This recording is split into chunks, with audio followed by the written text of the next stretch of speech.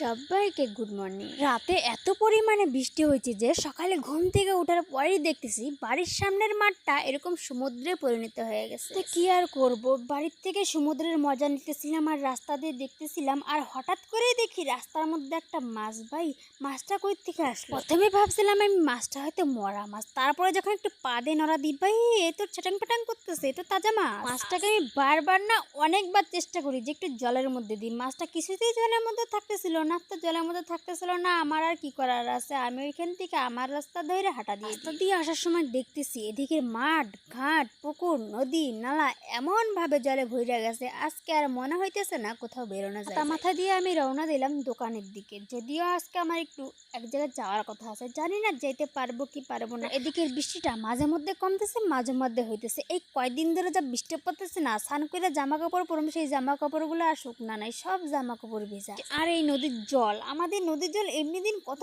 পরিষ্কার থাকে, আর আজকে দেখতেই পাচ্ছো ওরে ভাই এত গোলা জল আর এত নোংরা জল, আর এত বেশি হয়ে গেছে জল। ভাই আমাদের দোকানের পিছন পর্যন্ত চলে আসছে জল। আজকে এত জল বাড়ছে নদীতে, এত জল বাড়ছে মানে এখনো সেরকম জল দেখা যাইতেছে না, কিছুক্ষণের মধ্যে জল আরো বাইরে যাবে। জল দেখতে দেখতে আমি পৌঁছে গেলাম দোকানে, আর দোকানে যাওয়ার সঙ্গে সঙ্গে দেখতেছি মা ওদিকে রান্না বান্না করতেছে, আর আমাদের মেনুটা আমার দিকে তাকাইছিল, যার জন্য ওকে একটু আমি আদর করে দিলাম।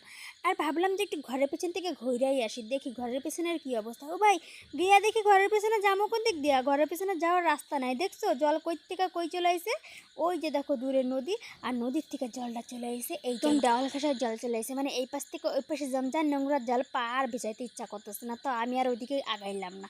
এদিকে জল ঠল দেখে আমি দোকানের উপরে উঠে গেলাম। ওইদিকে দেখো জলের কি স্রোত ভাই, এত জোরে জোরে জলগুলা যাইতেছে, এত স্পিড, আর জলটা এতটুক টাইমের মধ্যে এত বাইরে গেল। যদিও এখানে কিন্তু এখন বৃষ্টি পড়তেছে না, তবুও কিন্তু জলটা বাড়তেছে, কেন জানো পাহাড়ের দিকে বৃষ্টি হইতেছে এখনো, ওই জন্যই জলটা এত বাড়তেছে। যে আমার যাওয়ার কথা ছিল একটু এক জায়গায়, তো সেই জায়গায় আমি বেরোয় পড়লাম, যাবো না করে রেডি হওয়ার কথা ভাবলাম, হঠাৎ করে রেডি হইলাম, রেডি সেডি হয়ে বাইরেই গেলাম। আর বেরোনোর পরে ফাইসে গেছি ভাই, বৃষ্টি কমতেছে না, জায়গায় জায়গায় বৃষ্টি, আর যেদিকেই তাকাইতেছি সেদিকেই খালি জল, যেদিকেই যেতেছি সেদিকেই খালি জল, চারিদিকেই জল। এত জলের মধ্যে আর একটা অন্ধকার অন্ধকার নিঝুম একটা পরিবেশ, মানে ভয়ই লাগতেছিল রাস্তাঘাটে গাড়ি ঘোড়া। জায়গা আর কি লাভ, তাই না? সাহস করে যেহেতু বাড়ির থেকে বেরোইছি, জায়গা মতো তো পোষাইতেই লাগবো, কি আর করা যাবো। তো যাই হোক, গাড়িতে পয়সা পড়লাম, গাড়িতে বসার পরে আমার গন্তব্যস্থানে আমি রওনা দিলাম। যাইতে যাইতে চারপাশটা দেখতেছি, যদিও কয়েকদিন থেকে প্রচুর পরিমাণে বৃষ্টি পড়তেছে, এতে আমাদের যতই ক্ষতি হোক, গাছপালাগুলো দেখছো কত সুন্দর হয়ে উঠছে, একদম নাদুস নাদুস হয়ে উঠছে না। আর পশু পাখি দেখতে দেখতেই আমি পৌঁছাই যাই আমার জায়গা মতো, সেখান থেকে উঠা পড়ি আমি আবার বাসের মধ্যে আমার প্রচুর খিদা পেয়ে গেছে। এই বৃষ্টির মধ্যে আমাদের বাড়ি এত তাড়াতাড়ি রান্না বান্না হয় নাই, যার জন্য আমি খাইয়া অবস্থা পাই নাই।